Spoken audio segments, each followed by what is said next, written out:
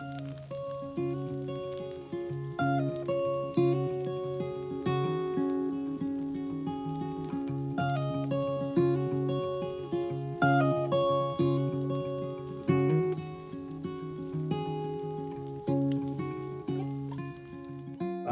appreciate the opportunity to be here today.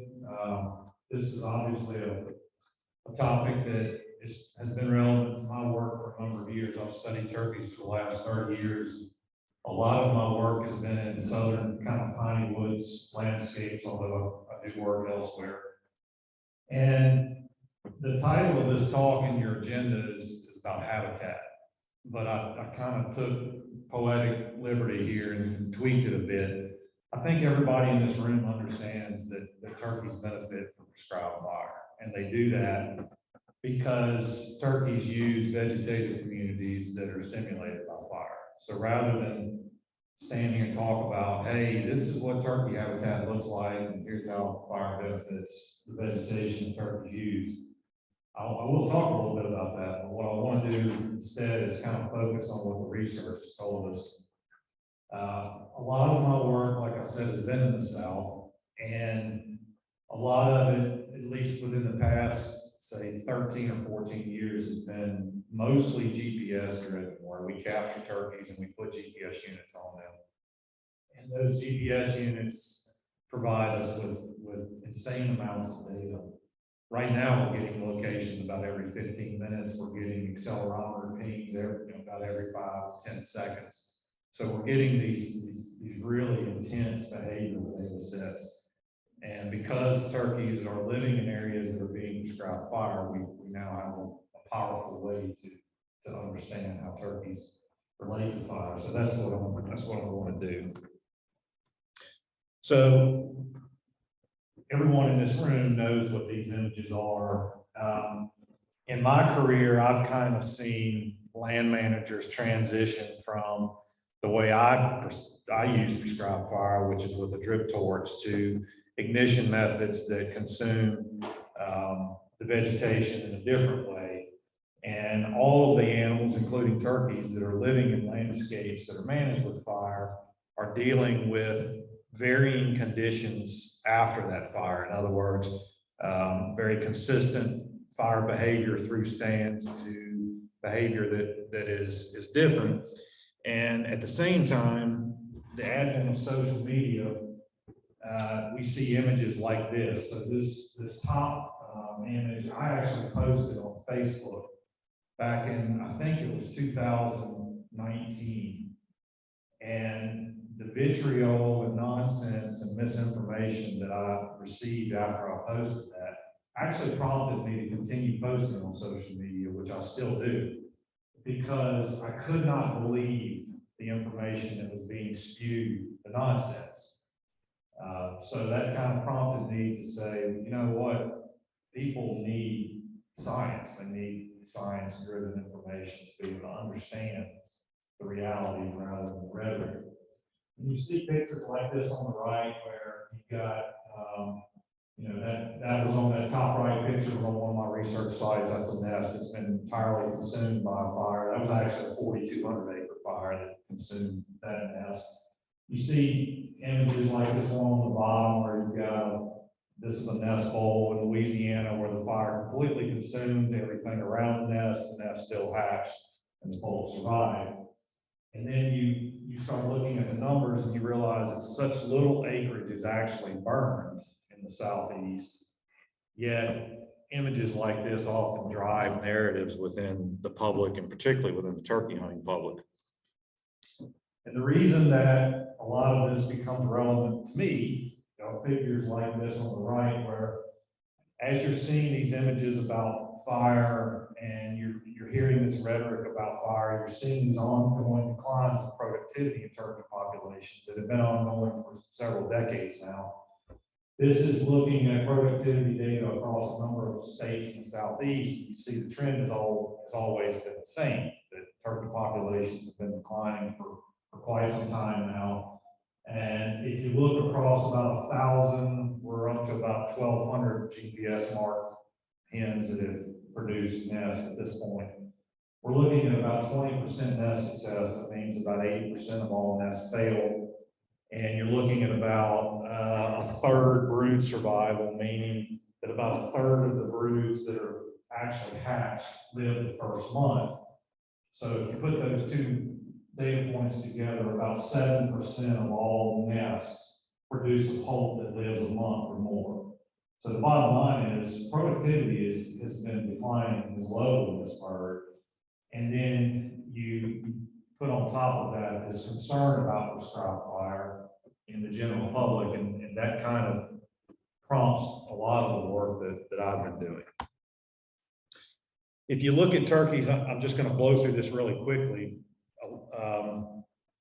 They're big, they're very mobile, they use almost every habitat that's on the landscape available to them. They're very diverse in their habitat needs, but they're inextricably linked to things below your knee, unless you're super, super short or super, super tall. So they live on the ground and they have a periscope head and they have to be able to see over the vegetation. That's the bottom line. If they can't see over the vegetation, they're typically not going to use it.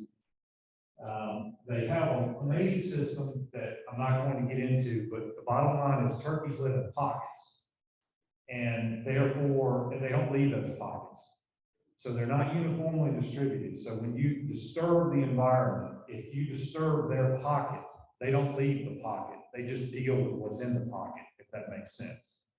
So because of this, turkeys are kind of predisposed to being influenced by large scale disturbances, whether it's wildfire, hurricane damage, whatever it is, because they're not going to leave those pockets. They don't have territories that they defend, but by default, their mating system puts them in an area they're not going to leave. And again, they have to be able to see. So anything that produces vegetation and creates vegetation that they can see over typically is beneficial to turkeys. Uh-oh. Let's try this again. So if you know what, I mean, most of us kind of know what fire looks like in piney woods. This is turkey habitat that's managed with fire. I mean, if you're looking at the understory, that's a positive understory for a turkey. This is not. And what's the difference between, both were managed with fire, what's the difference? You know, when sunlight, basal area, right? This is one of the most common problems I see in the Southeast when I travel around, is basal area is too high in a lot of areas that are managed with fire, and therefore you don't see the plant response that you see if you have lower basal area. This is actually what a lot of the Southeast looks like that I travel to. And turkeys will actually use that. But what we see with the telemetry data is they only use the edge of it. And by default, when they're using the edge of it, they're in areas with richer predator communities than if they were away from the edge. And that's kind of trends with what we see in our survival data. Most nests that are right along an edge fail. Most adults that use, particularly female adults that nest along edges, will die at some point. So it kind of makes sense. You want to do something to disturb the environment to remove them away from being so dependent on the edges. I get questions about brood habitat. What does that look like? That's a picture of what brood habitat looks like. Broods that use areas that look like that have been managed with fire, have higher survival than broods that use other areas. They're going to be in the stand the year that it's burned or the year after it's burned, and then they're typically not going to use it. So until the return interval comes back around the year 0 or year 1, broods are typically not used. As I'm going to show you, turkeys nest pretty much everywhere. So brood cover seems to be one of the things that are most necessary, if you will, in the landscape from a fire manager standpoint. To me, though, the question becomes, well, how are turkeys actually affected by fire? We know that they benefit from its use and its application. Well, beyond that, what happens? Well, so I'm going to go through these 4 things, which to me, and you may disagree, and that's fine, to me, these are the four things that should be most relevant. Do they actually die? Do we actually burn up nests and burn up broods if we implement fire during the dormant or growing season? Do they actually avoid stands? Do they leave stands and never return to those stands? If they do return, how long does it take? And is there a scale? Is there some spatial scale that works best for turkeys? So that's what I'm going to go through. We know that turkeys have evolved in the presence of fire. If you look across the literature, and I'm not going to go to any particular study. If you're interested in anything I'm saying, all of the work I'm summarizing is available on my website. You go to the website, you go to wildturkeylab.com, go to research, you can go through dozens and dozens of articles, see layman summaries, and download the data if you are so inclined.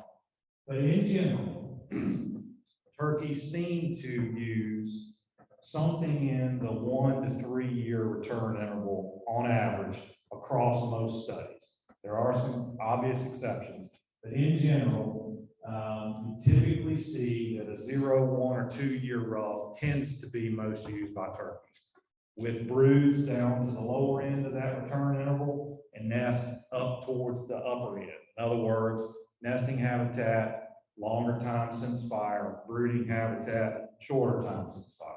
Okay. Then if you look at direct loss, so we've monitored about 900 nests at this point that are on properties that are actively managed with fire. We've seen that 8 were affected by the fire. And what that means is turkeys typically aren't nesting in areas that are scheduled to be burned.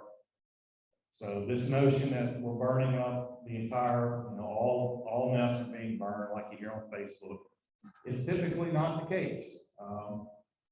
We have monitored about 175 broods at this point. We've had one that was lost by a fire. That was on a growing season fire in May. Otherwise, we see almost no impact to broods. And it is important to note that most of the sites I've worked on, the fires are heavy towards dormant season or early growing season, not say late May, June, July type fires, although we have had some of those that have affected birds. And the average scale, not mean and max, but average scale of these properties has ranged from some private lands we worked on with 50-acre average up to, say, Kisatchie National Forest and Angelina National Forest, where the average scale is well over 1,000 acres.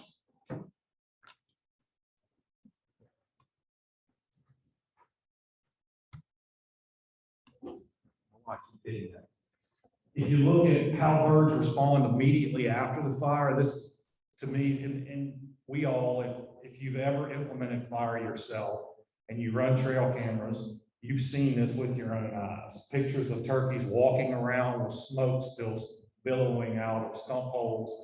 And that's what the data show. But basically, on these sites, most turkey home ranges are in areas that are burned, if that makes sense. These birds are putting their home ranges in areas that are upland and managed with fire, and that's important. Of those birds, almost all of them use stands that are burned if they have one available to them. In other words, if it's burned, they will come, and that's what the data bear out. What I have found particularly interesting is these two middle, the 14 and 38%. Basically, a lot of these birds, if you put those two numbers together, a lot of these birds either don't leave the stand at all, and they just use it immediately after the fire goes through, or they actually go to the stand within a short period of time and resume using it. And that makes sense to me, again, because turkeys can't just leave. They're not going to just get up and go to the next area. They're going to stay in their home ranges. So are they capable of returning to these stands immediately after the fire? Yes, they are. This is some data from Kisatchie National Forest, that's just where I actually started work back in 2000. 11, 12, that's when we actually started putting GPS on birds in areas where we knew there were going to be sprout fires. And this is a very common behavior. If you look, the blue points are 3 days before the burn, and this is a 1,600 acre fire, so large scale. And the green dots are 3 weeks after the burn, and what you see is this bird almost immediately goes and uses that kind of northern corner of that stand. I'm going to get back to this later, but what you also note is she does not go too far away from edges of stands that are not burned. This is a really common behavior, and we'll talk about why that is. But the bottom line is that distance from edge figure in the top right, that's a very strong relationship. The farther you get away from the edge of an unburned stand, the less likely that you're going to see turkey use. This is data from that same stand, different bird. So this is that same 1,600 acre fire. This is 2 weeks before the fire, and what you'll notice is the pink dots are her roosting locations. She's not using that stand, scheduled to be burned, not really good turkey habitat at that point. It's exceeded to where it's scheduled to be burned. The day of the fire, she actually pushes her locations over against the compartment boundary. She roosted in the stand that night, and then 2 weeks after the fire, she literally stays in that stand. And what is she doing? Why is she there? Why does she show up right after the fire? She's foraging. She's eating desiccated insects. She's eating pine seeds. She's eating things that the fire is putting there for her. And she's also capturing insects that are recolonizing the burn stand from the outside in, because that's how they do it. So if you think about it, she has an area beside her that has vegetation in it. And then she has an area available to her where the plate has been cleaned. And the insects are coming from the thicker vegetation into this lack of vegetation. They're vulnerable, right? So she can go along and scarf up resources very easily, optimal foraging. This is a very, very common behavior that we see in both hens and in toms after fires. And if you walk in this, a few weeks later, this is what the forest understory looks like. And that succulent green vegetation is attracting insects. What we also see is that unburned stands matter. And this figure in the bottom left is showing you the probability of use. So if you go more than a couple hundred yards, Lindsay's really getting here. You got to have a camera. If you go more than a couple hundred yards away from an unburned stand, you see the probability of use just drops, plummets. Okay, so think about 200 yards. That seems to be about the distance from an unburned stand that they're going to intensively use. So the other thing you're going to notice is this burn severity, which is what I'm about to talk to now. As the severity increases, they just walk through it. They'll intensively use areas where the fire severity is lower. But as it gets more severe, they hit those areas, they walk through those areas until they locate other areas. And I'll show you what that looks like. The other thing we noticed is that they don't use winter burns. So if you have a burn that's in December or January, they don't use it. They're not going to return to the stand until green up, right? So they'll go back to the stand. But turkeys aren't really using piney type areas during December, January anyway. So if you have a fire that consumes those stands, don't expect birds to just show up. Once you get to about February and early March, they're going to return to the stand almost immediately, if not shift their space use to target the stand, if that makes sense. So if you look at that curve on the bottom right, what you'll notice is that the trend is the same in that as you go, say 25, 50, 75 days after the burn, you see this slow and steady progression, increase in use, regardless of when you ignite the fire. So think about that from a timing standpoint. You should start seeing this natural increase in turkey use of these stands as you go 2 weeks, 3 weeks, 4 weeks, so on and so on. This is what the severity data looks like. So these areas that have super high, super hot, and I remember this stand. So where that number 1 is at the top, imagine a scenario where you had the fire basically closed in around some areas that had some logging debris, and there were no fire shadows in the center of that stand, and it got super hot, like, woo, like I'm glad I'm not managing this one.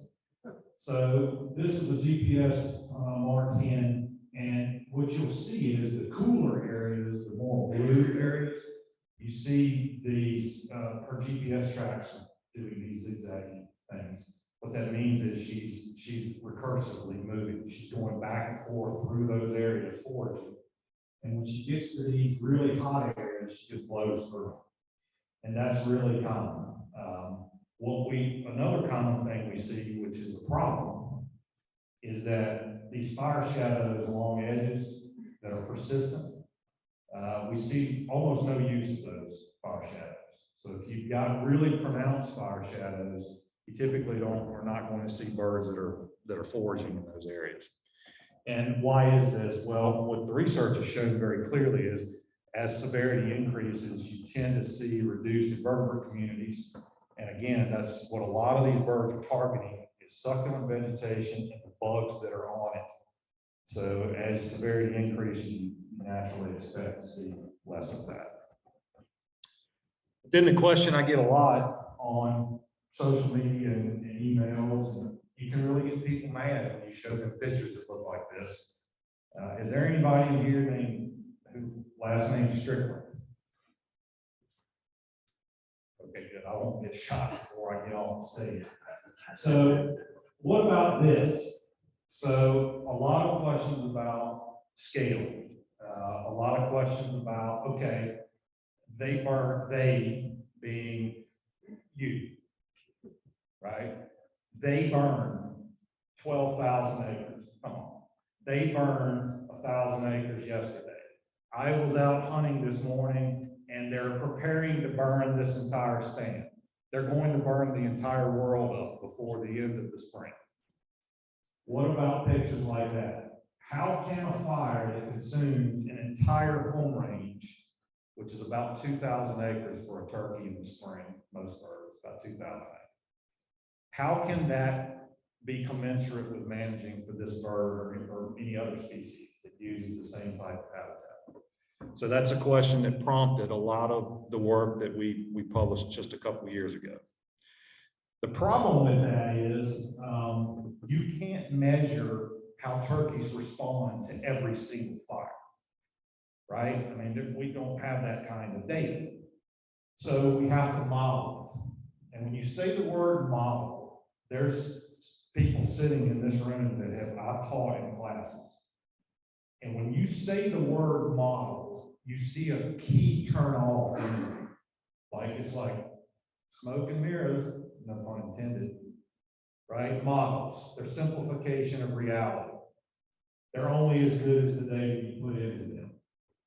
But if you read about models today, they're much better than the cars that I got for Christmas when I was 6, where the engine was already put together for you because I was such an idiot I couldn't put the engine together, or I would have eaten it, right? So the models that we have quantitatively now are extremely powerful, particularly if you put really good data into the model. So I'm going to show you what we did to try to figure out this scale issue. What we did is we created landscapes, and we populated those landscapes with fire. And it looked kind of like this, very simple, right? You're like, well, the world's not square. Well, I understand that, but as you're going to see, we made the world, we made the landscape various shapes, and we put fire in those shapes, and we timed the fire, we scaled the fire, And we predicted how turkeys would behave once those fires were consuming parts of their home range or their entire home range. And then what we did is we started tweaking the size, the scale, the arrangement, and we allowed the computer, the model, to simulate all of these different scenarios. These models take a few weeks to run. So a single simulation will take several weeks. You get the simulation done, you look at it, you go, no, that's not what I wanted. Let's try again. Let's run it again. This would be an example, just to show you. So in this example, we have a burn size of, say, 50 acres. This doesn't good. About 50 acres, we have a landscape where we burn 25% of it in a year. We varied that. I'm just giving you a scenario as an example. So in this case, you have turkeys that had a bunch of burn units on this area, and they were small. And then we may have had another scenario where there were not as many burn units, but they were slightly bigger, and so on and so on and so on. Every possible scenario we could imagine to see where birds were going to be predicted to use after the fire was implemented. This is the important part of this. We had to train the model. So what we did is we used the GPS tracks from our birds to tell the model how a turkey behaves. How fast does she walk in an hour? How often does she turn left versus right? When she turns right, how fast does she go? When she turns left, how fast does she go? What's the most she'll move? What's the least she'll move? How far does she travel from her roost site? Everything.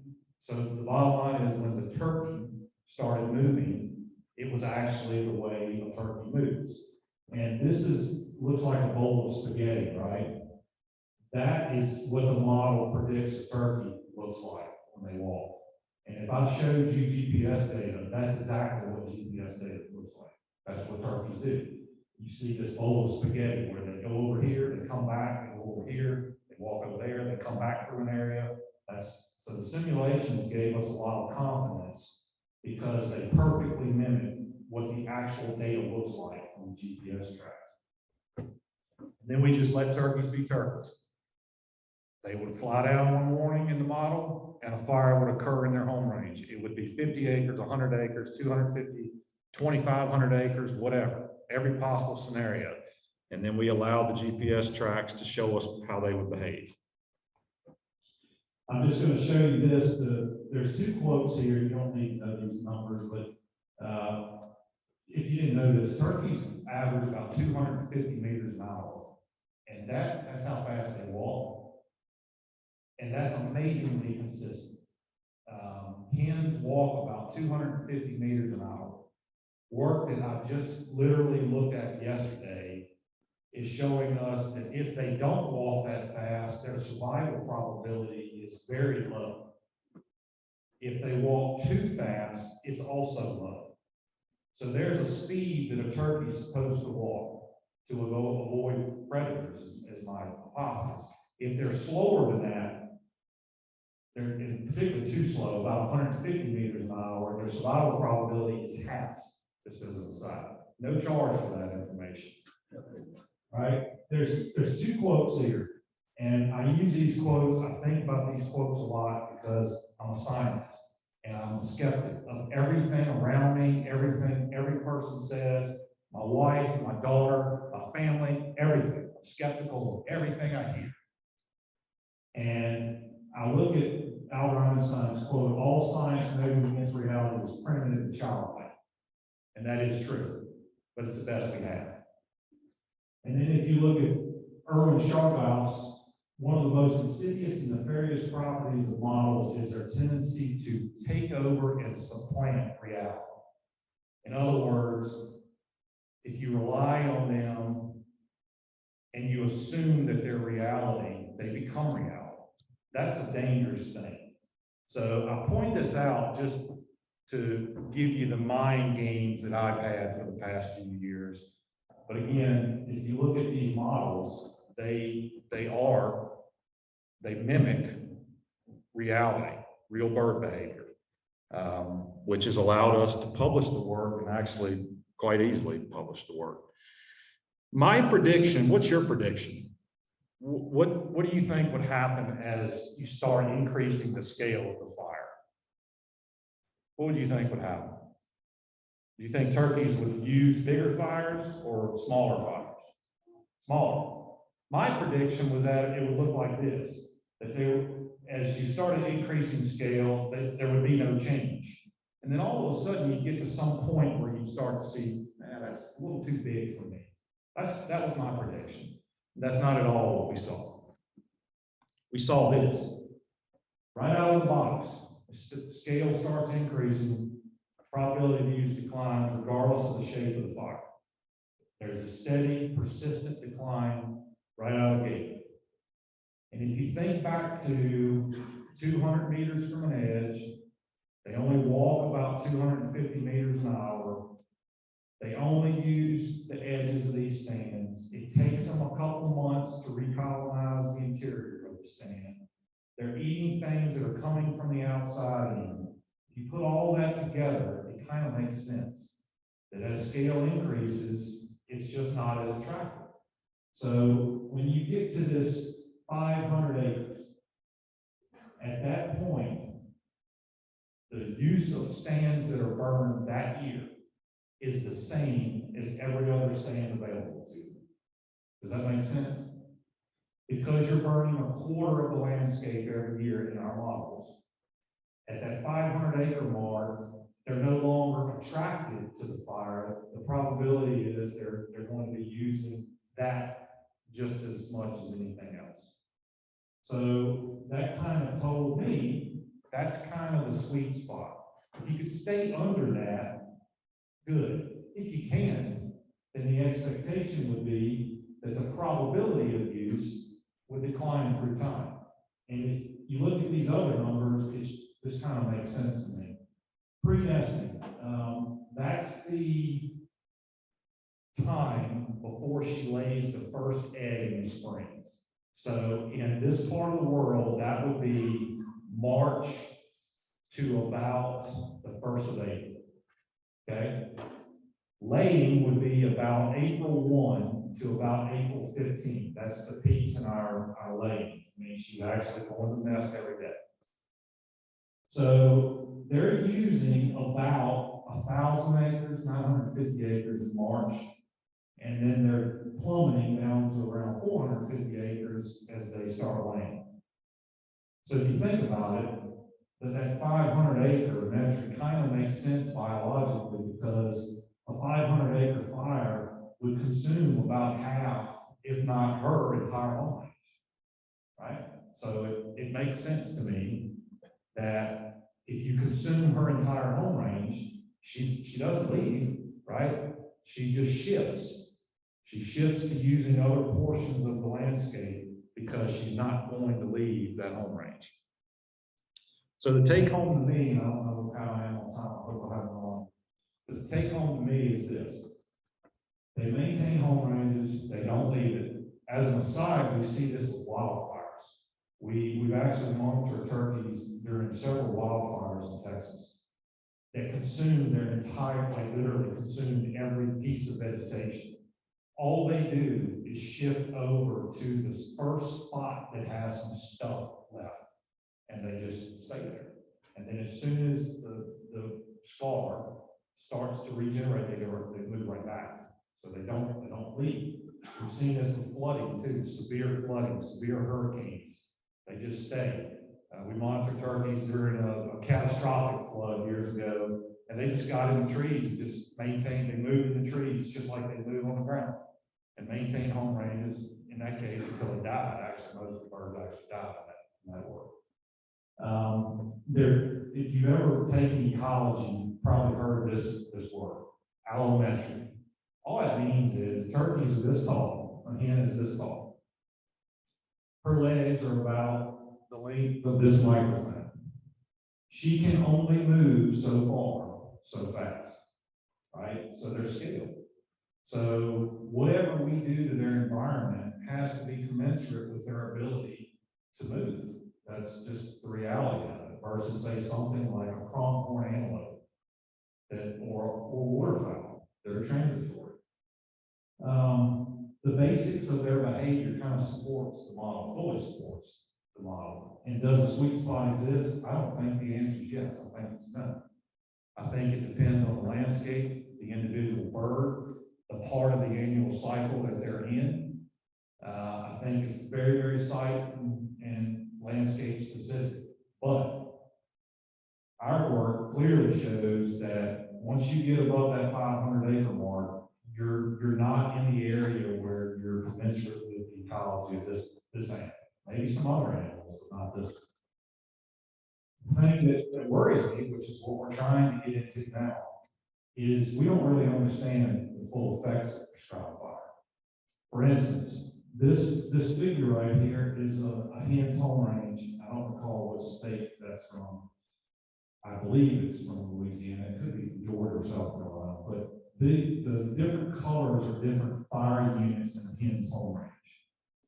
And they're color coded by year. So what I'm curious is, what are the indirect effects? So for instance, if you burn 200 acres in her home range this year, what are the consequences to her next year? What are the consequences to her the following year? If you burn 400 additional acres, what are the consequences? In other words, we need to track these animals and see long-term what the fitness consequences are to these firewood return intervals that we're using. The problem is, until this year, we lack the technology to do that. Now we have GPS units that are lasting years now. And we can now put these units on birds when they're juveniles or even 2 or 3 year old adults, and we may get 2-3 years of data out of those units. Now we can start answering those questions. So kind of the take home to me is they're inextricably linked to fire, but the timing and scale matters. That's kind of the take home. Hopefully we're not over time. Scott, good. If anybody has questions, how much time do I have? Okay, perfect. Yeah, we're running ahead. It's a good problem to have. Question? Hey, thanks for that. So your proportionality of scale and effects doesn't seem to take into account the heterogeneity of fire effects. Yes. In this country, hardwood dominated Appalachian systems, I haven't seen too many burns where it's the same fire effects on every acre of that 2,000 acres. Yeah. In fact, our goal in many times is a mosaic for that very reason. So it sounds like we need some more research and some more heterogeneous sites. Is that a fair statement? It is, and what I can say is, on an individual bird basis, we have a lot of that data, where in other words, we have a bird that has a 500-acre burn in his or her home range, and after the fire, it was clear that 20% of the unit didn't burn. There's fire shadows throughout, and we can then go back and relate the GPS data to that.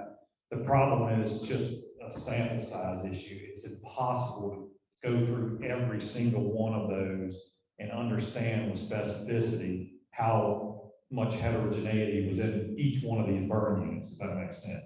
So yeah, we absolutely do. And most of the research that's been done has been done in pine-dominated landscapes. A lot of the work that's been done in other landscapes has not focused on the turkey response, it's been vegetative response. So in other words, what happens, to the plant community, not so much the animals that are inhabiting it. So they're sorely needed work. Okay, okay, let me get the closer one, and then I'll come down to the back. Yeah. First off, huge fan. Listen like all your podcasts. Thank you for the free education. Sure. Thank you. Some of them dying to ask me. It sounds like it's something you're studying and tinkering with at the time. And maybe less relevant to fire, but I'm just dying to know deer, we manage them in units in our state. But why we manage turkeys in Georgia on a statewide population scale instead of smaller animals. DNR folks, where, I'm not with him. yeah. Or if there's a case for. Yeah. So I'll do my best to answer that without having an agency catalog. One thing is, we don't know how many turkeys are out there. No, we don't have any deer out there either. But creating zones for an animal like a turkey creates all sorts of complications for agencies. And particular for wild turkeys, having hunting zones, unless they are all timed the same, in other words, the opening dates are all the same, is a recipe for a disaster. Because unlike deer, turkeys, almost all turkeys that die by hunters die the first 2 weeks of the season. Whereas in deer, as you know, at least with males, it's always rut deer, right?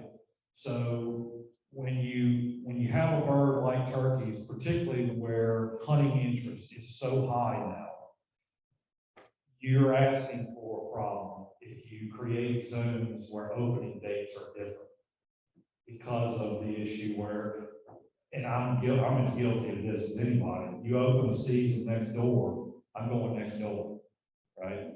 Because that's what I do in the spring, I hunt turkeys. So does that answer your question? And biologically, to be honest with you, biologically, there's no logic for doing that in this state.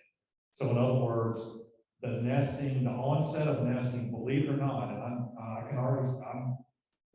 promise you there's going to be some people that are going to tell me I'm full of crap right now.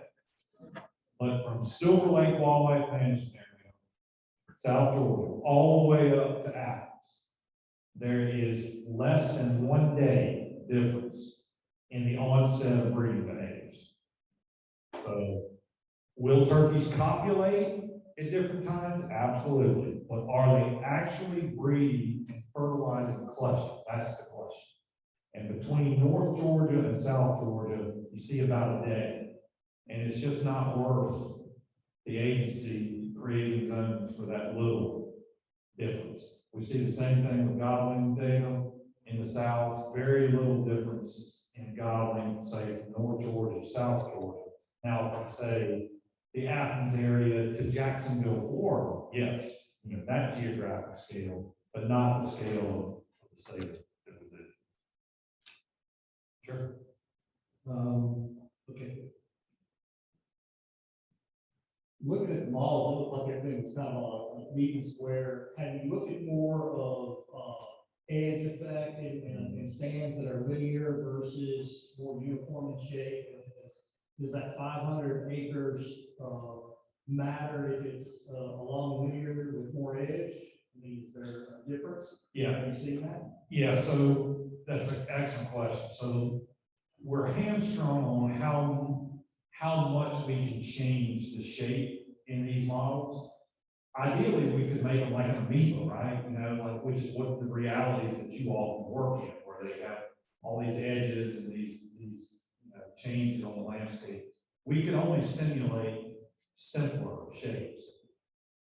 We did run some simulations where they were very long and thin. And as our data showed, you did see a little better use of, say, rectangular stands than you did square. But my prediction, and this has been several years since we ran the last simulation, if I remember correctly, you almost had to get it to where the stand was only, say, 550 yards across. Does that make sense? To where you could really bump up the probability of use. In other words, it had to be really narrow, which jives with the GPS data from the actual Burma stands, like that stand I showed on the statue, where you got up in that northern area where I think that entire area was only 390 yards or something when we shot it from one side to the other. So it made complete sense that she really intensively used that, if that makes sense. We just, and I don't play with these models. I hire people to play with them, and then I have that person speak English to me, explain what it means, dumb it down for me so that I can explain it to people. But the models can't get it that complicated because it shuts the model down, essentially. I hope that answers your question. Have to be really narrow. Okay, we got time for another one.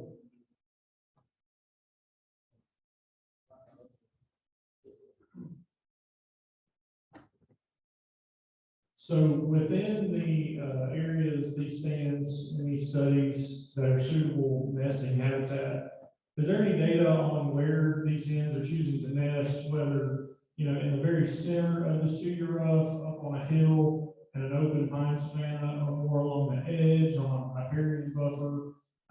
You know, any of those factors that might contribute to fire intensity, thus nest survival. Is there any data on that, where these hens are choosing to put these nests? Yes, tons of information. So what we've seen is that most nests, regardless of whether the landscape's burned or not. So from South Georgia to coastal Louisiana, where birds have never seen a fire, you see within about 80 yards of an edge. That's where almost all of your nests are going to be. Now, turkeys perceive their environment differently than you and I. So an edge to them sometimes looks like, it may not really be a roadside or power right of way, but it's always within about 75, 80 yards of an ecotone, some kind of vegetative change, regardless of whether fires implement. What we have seen with the nesting data is that in the 1-year roughs,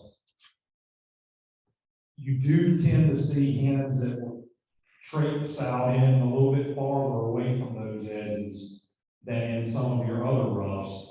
And I think that's probably because they've got better mobility in those stands.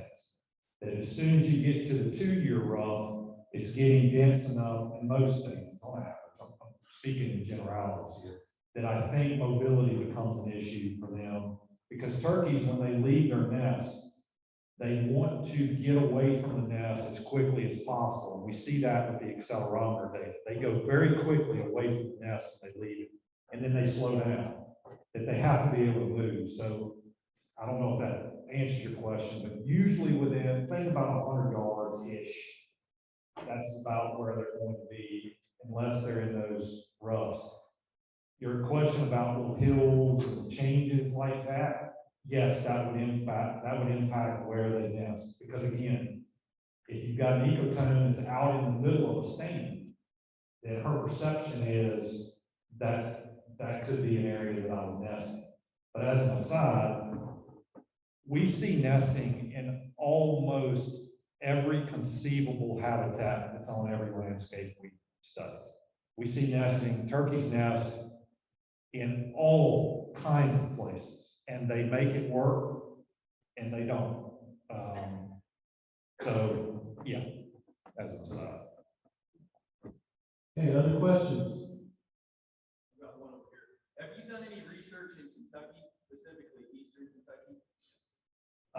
Yes and no. The question was, have you done any research in Kentucky, specifically Eastern Kentucky? No.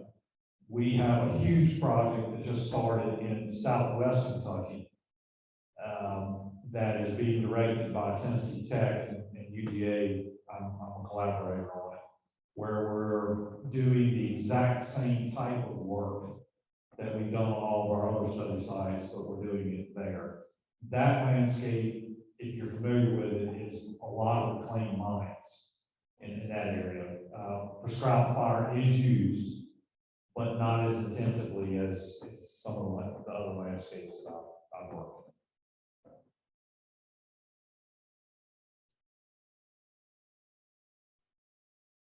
Anything else? Good, bad, indifferent? Jokes, musings? Question, I just wanted to ask you, you know, the law just changed, everybody 4 weeks. What is the latest on that in data that you got? Or maybe still concerned with how hunters and numbers of hunters are affecting the fund? So the question was, Georgia's made recent regulations changes to their spring season. Do we have any information thus far on what impact that may have had? No. So if you're not familiar with, there have been regulation changes in, Kevin may know better, I think 13 states within the past 2 years, 3 years.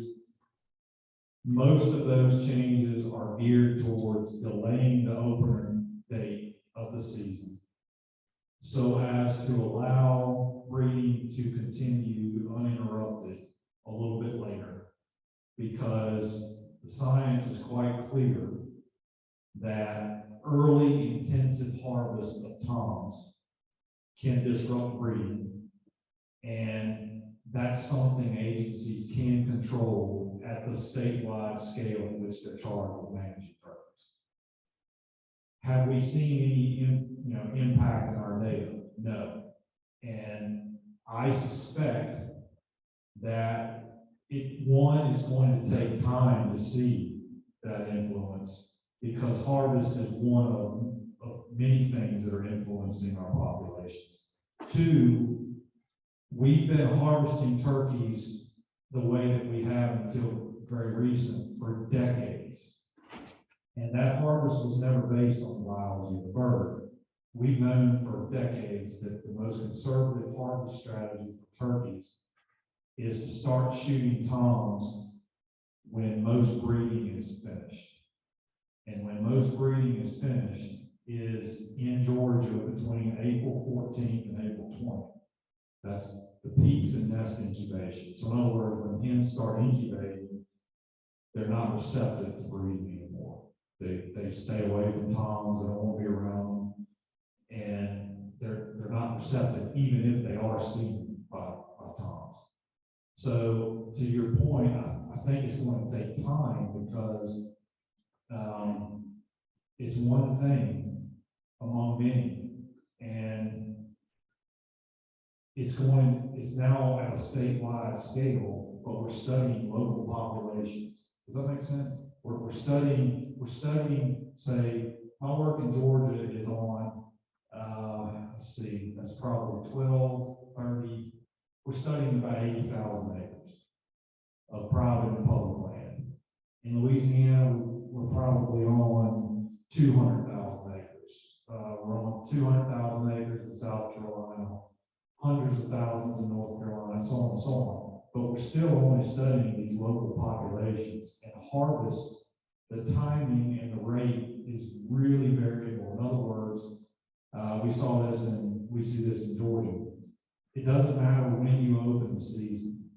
Most turkeys are going to, if they're going to die, they're going to die the first week or 10 days, maybe 14 days.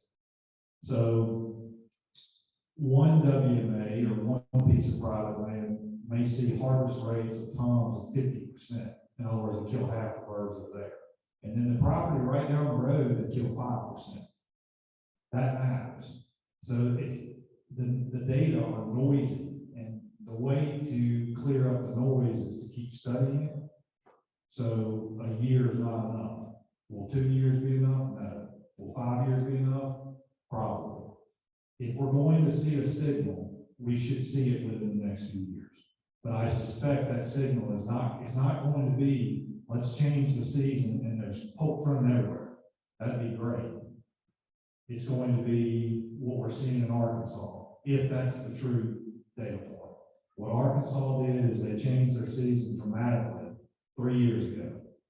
And what they've seen is now 2 back-to-back years where poult production went up, but the proportional increase is quite small. But there is an increase. Now, will that trend continue? If it does, then I think at that scale, we now have a data point that suggests that it could matter. So we'll get there at some point. Good question. Everybody has a predator problem. What's the relationship between crab burning, owls, and bobcats? That's a good question. The question was, everybody has a predator problem, so someone was speaking to me about this before I started. The way to solve this is kill every raccoon and coyote in the state. I didn't say that, and I'm being jest. What the turkeys have dealt with predators forever. The reality of it is now that they're dealing with a landscape that's better for predators than turkeys. They're dealing with predator communities that are denser, more diverse than what they did 20 or 30 years ago. In other words, there are more raccoons out there, there are more bobcats out there, there's more coyotes out there, and that matters. What we see with prescribed fire is very clear. Raccoons do not like prescribed fire. Work that I did decades ago in Mississippi showed very clearly that the year of a fire, raccoons will shift their behavior, remove themselves from that stand. So it makes sense that you see really high turkey use of a stand the year it's burned, and you see very little predator use of the stand. Rat snakes, one of the most common nest predators of turkeys right now. Rat snakes are insidious. They perch, they watch, and they repeatedly visit nests. So the way to keep your prey stationary is not to eat all their eggs at one time. So research on rat snakes has shown pretty clearly. They'll go eat 2 or 3 eggs from the nest. They'll come back 2 or 3 days later. They'll come back 2 or 3 days later. And it takes about 8 to 10 days for them to eat the eggs. It's not coincidence that the nests that are lost in wild turkeys, our nests, are almost all lost the first 12 days. Almost all of them. Rat snakes benefit from the lack of fire because they can perch and they're semi-arboreal. If they can get off the ground, they can watch their prey and they can detect their prey and they can follow their prey. So yes, fire, better for turkeys, not for predators. The work of coyotes has shown clearly. You burn a stand and you create this open environment where prey can see you. Yes, coyotes can chase prey, right? They can chase in those open environments. But as soon as you get to cover, unburned stand, the prey has the advantage now because they whitetail. Whitetails are adapted to when they're chased, they run and hide. So if they can run 200 yards and hide, that's what they're going to do. So yes, the literature is pretty clear. Fire is better for the species we're talking about now versus what eats them. I've got a question over here. So operationally, we know that there's a limited number of areas, especially for the agencies and larger landowners. And the rub that I see a lot is the choice between acres and fire return. I'm curious if you can talk to the importance of scale versus maintaining a certain fire return interval. Yeah, so from a turkey's perspective, return interval, anything beyond about 3 years, they stop using. We see that pretty clear. I do not envy the position that you're in. I do not. Because I understand the mandates to burn acreage, and I understand the necessity to burn acreage, and I understand the need to do that within return intervals that make sense for the agencies that are doing the work. The rub with turkeys, and I think as many other species, is the scale matters, particularly once you get so large. And, I've had these conversations with the Forest Service a number of times in various meetings that, are there ways to reduce the size of some of these fires, recognizing that you do need to return every 3 or 4 or 5 years or whatever it is. And I understand the complexities of doing that. It's a tough challenge. But from a turkey's perspective, one, you need to revisit that stand. Once you get to that 4th year, they're not using it for anything. And once you get in that, that 1,000 acre on average, you see what the data shows you is that they're only using yields. That, I don't know if that answers your question, but it's a complex issue, and there is no easy solution to it. There's just not. I mean, there's always going to be competing needs. I just advocate for, if you can, try to minimize the scale of these fires, understanding that if you juxtapose two 500-acre fires 2 weeks apart, from a turkey's perspective, that's irrelevant. That's a 1,000-acre fire, because of the time it takes them to fully recolonize this thing. Thank you. That's about all the time we have for questions, but great engagement, great questions. I really appreciate it. Yeah. Dr. Thank you. Chamberlain, thank you very much for your time.